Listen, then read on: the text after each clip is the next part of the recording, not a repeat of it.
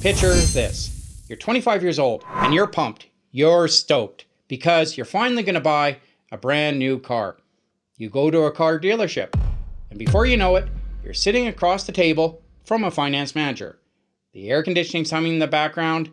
He's smiling and he's a slick salesman telling you how great you're going to look in this brand new car and that it's bi-weekly low manageable payments of just $299. And he's starting to slide his papers across to you, pointing to the signature line, and you're actually nervous. Your palms are sweaty, your heart is racing, because you know deep down you're not sure on all the terminology and what everything means and what you can actually realistically afford. You don't totally understand what compounding amortization means, and that 7% over 72 months means that you're paying approximately $10,000 more for a depreciating asset than the sticker price says.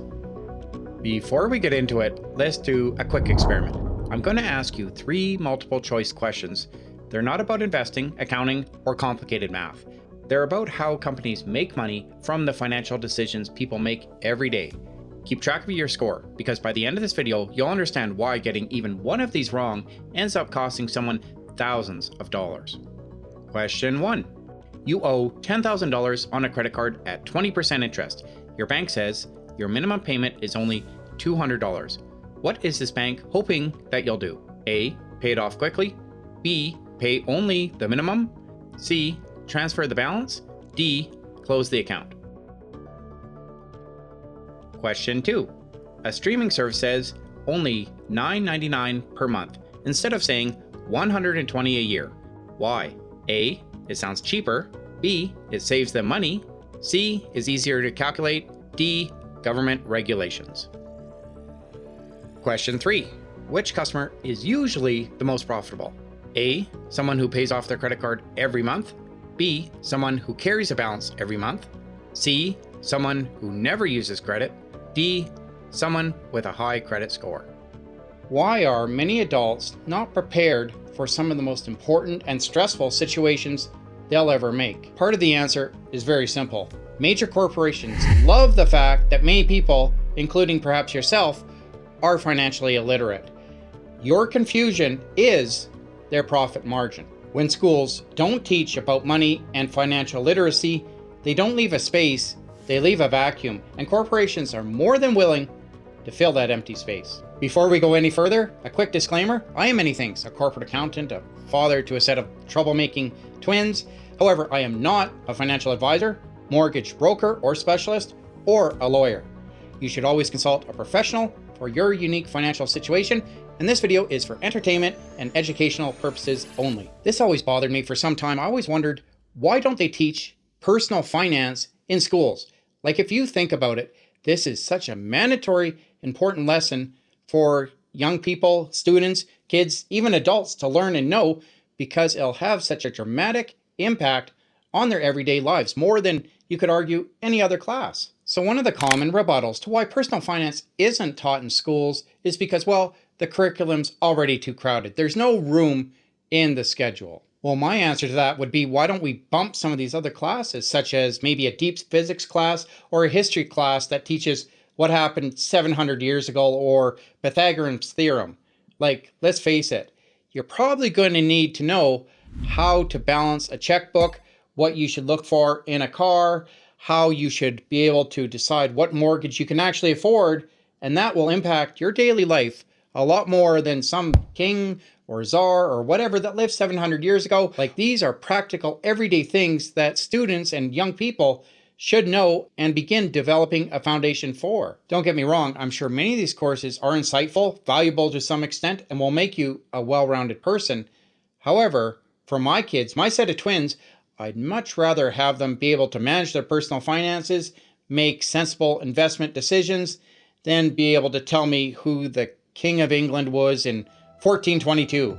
Something tells me if they don't know that, their life will go on just fine. However, if you go the other way and they don't know practical financial insights such as rent-to-income ratio, what an actual credit card rate is, and why continually holding a balance is bad, and strategies for paying off debt, something tells me that's going to impact them a lot harder than all this extra curriculum. The second reason or excuse that we hear is, well, teachers don't feel qualified. They're worried that they'll teach the wrong thing. Now, in my humble opinion, I would rather have my children get some insight from a pretty well-trained person who knows finance and personal finance pretty well than to receive no education at all because everybody's worried that perhaps they might get the wrong thing 1/10 of the time. It's better to have pretty good information and somewhat be informed than to receive nothing at all. It's kind of like, I figure, investing. If you diversify your assets, well, yeah, there's the chance you'll pick wrong 1/10, 1/20th of the time, maybe if you diversify well. However, isn't it better as long as you're diversified to take the gamble and spread out your investments and invest something rather than to invest nothing and say, nope, I'm so worried I might make a mistake, I'm not going to invest anything. Well, hey, do me a favor. If you're getting something out of this video, would you hit the like button, or even better, the hype button, as it really helps out my channel. Much appreciated. In case we haven't met, I'm Aaron, a 20-year corporate accountant and analyst living in Western Canada. I talk about personal finance, investing, and offer money tools, free and paid.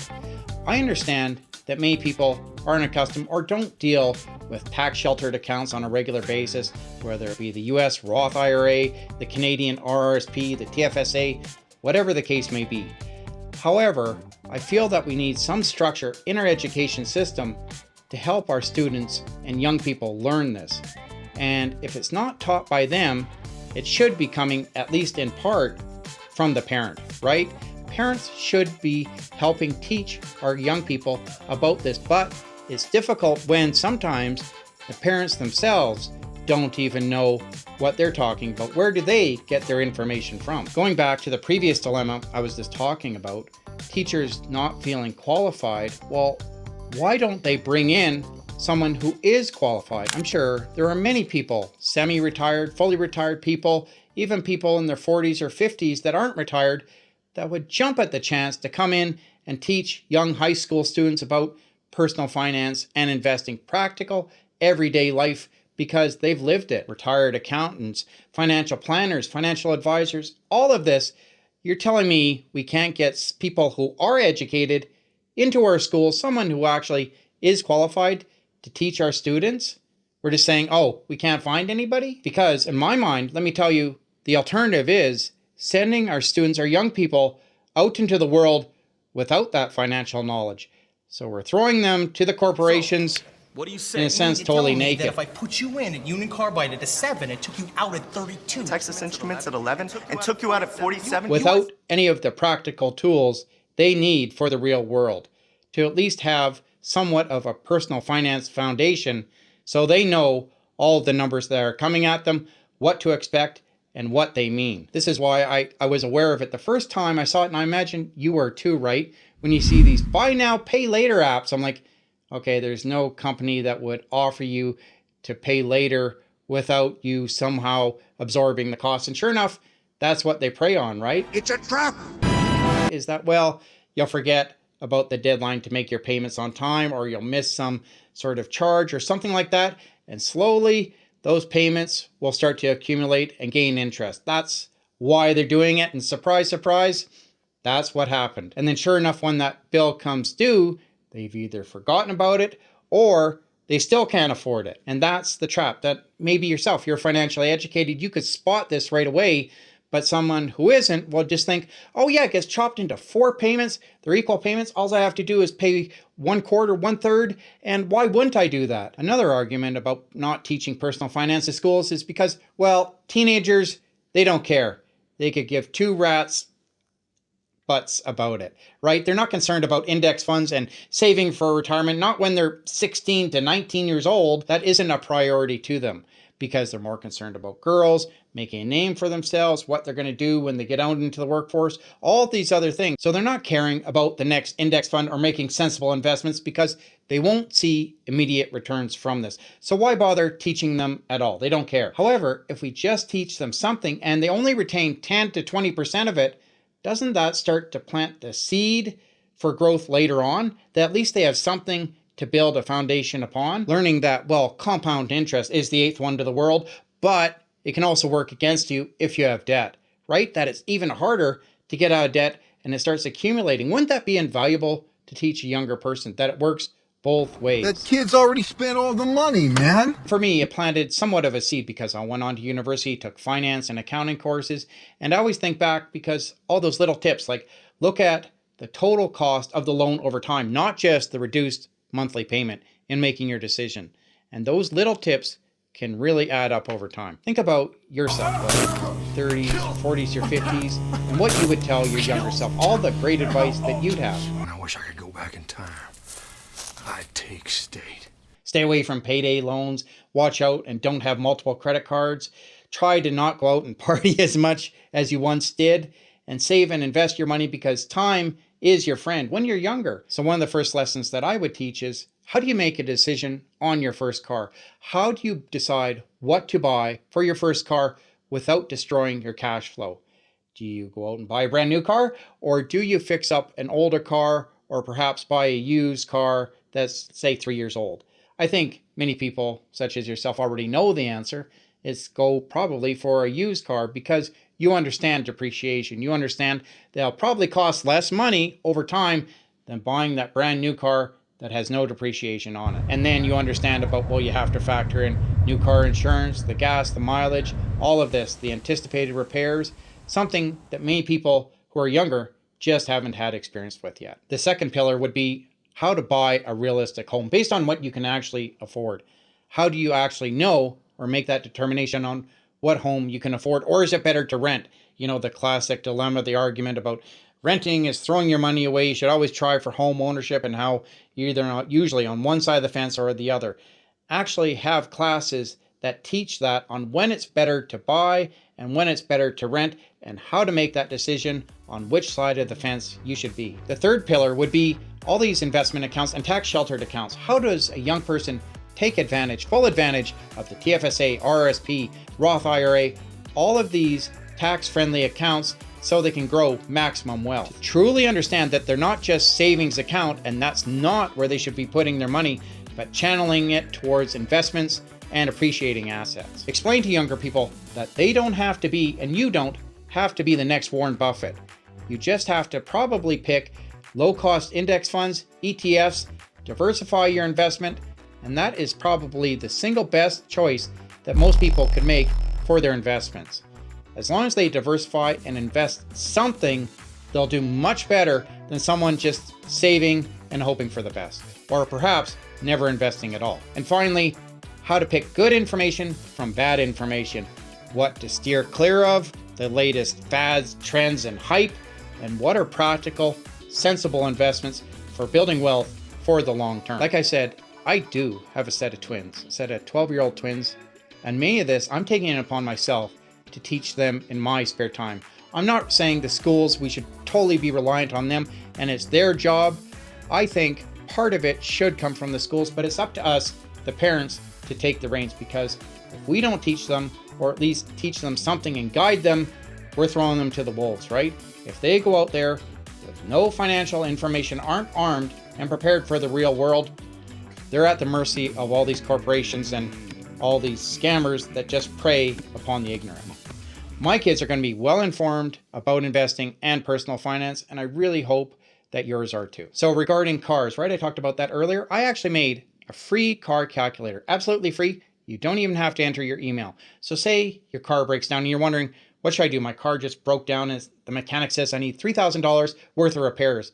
Should I buy a new car? Well, God, I don't want to do that with these prices. Should I get a used car? Well, I don't even know if anybody's selling a used car, and used cars aren't even that cheap. Not anymore. This will show you the math behind the numbers. It won't make the decision for you, but it will give you the math and lay it out in a format that you can understand. You just go click on the link in the description below. Don't have to enter your email. You just fill out your numbers, absolutely free, and it will show you the math. And based on that, at least you can make an informed decision. Absolutely free, costs you absolutely nothing. My thanks to say thanks for stopping in. I also made premium car calculators, the AutoCost Pro for Canada and the United States. It takes into account your tax rate, gives you a slider based on your break-even cost analysis, all of these things, more than you can ever imagine, and the cost is $15 USD for Canadians, $15 USD for Americans. And I am very proud of these calculators. It took me a long time to build these. I couldn't find anything else comparable on the internet, and I looked. Not all that my calculator can do. I didn't find all these features in one. It's a one-time purchase, and then you own it forever. You could even put your numbers in for your family members, your friends, whoever. It's yours to do with as you wish forever. No subscription, no sign up, one-time purchase, you own it forever. So I'll give you some examples of what I mean by financial traps and setting our children up for success. So if you go to a car dealership and say a young person walks in and says, okay, Mr. Dealer, what do you got for me? I can't afford this. The car payment is just way too high. I can't afford this car, the monthly payments. Oh, no, sir. Don't worry about it. You're looking at the 5-year financing loan, the terms. Let's stretch that loan to 7 or 8 years. Hey, look at how low the monthly payment is. Now you can afford it. We know better than that. We know that stretching out the loan payment to 7 or 8 years, having lower monthly payments, oh sure, your monthly payment is lower, but you end up paying thousands more in interest, thousands over the long haul. So it's just not worth it if you can afford it. Many people say, if you have to do that, you shouldn't be buying a car or truck. The second example is the weaponization of compound interest. 25 years ago, when I first met my wife and we got together, she had multiple credit cards, right? And I remember thinking, oh my gosh, you don't need multiple credit cards. That's just a recipe for disaster. Just pick one, the lowest interest rate one. It's usually your banks, and go with that one. All these other department, corporate credit cards, any ones that had high interest rates, cut them up. If they have an interest rate, especially if it's above 20%, cut it up. Keep your lowest, consistently lowest credit card, I told her. Try your best to only use it for emergencies, because people often, oh, I'm maxed out on this credit card. I'll use this one to pay it off, and they get no further ahead. The third thing is the buy now, pay later trap, right? That we just talked about. And the fourth thing is, if I were to say to you, hey, get your paycheck early, just go to a payday loan store. That's a good idea, right? Most likely, you know that's a bad idea, right? That these payday loan places charge exorbitant amounts of interest, right? That they charge you anywhere from 20 to 50% interest on your paycheck. Like, you lose so much if you have to go to a payday loan store. Most people know to just avoid that altogether. But I am kind of disappointed and don't understand truly the reasons why this isn't taught in school. So I have a boy and a girl, right? And I'm teaching them about personal finance and investing, something that's age appropriate, but I'm going to continue to build upon that foundation by teaching them. At least you're arming them with something based on whatever you know. And if you don't know, look it up. So I'm currently working on a video right now about where I would start, right? To learn about personal finance and investing from the ground up. If I didn't know anything and I want to start at zero, right? And build up from the very bottom, the base level, and add to it slowly. Where I would go for credible, reputable sources. And I'm not going to just say me, right? Come to my channel. No, there are tons of reputable sources out there with valuable insights to financial information. I hope you'd come back here, but I'm going to make a list that I would check out for reputable sources and where I would go to look and find out financial information and real practical tips. So stay tuned for that.